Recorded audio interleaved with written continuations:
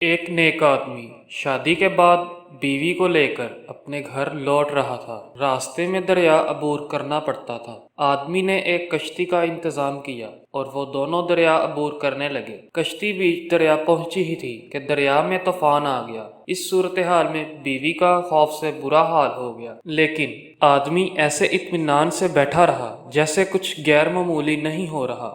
یہ دیکھ کر بیوی کو حیرت ہوئی۔ وہ غصے سے چلا اٹھی، کیا آپ کو نظر نہیں آ رہا؟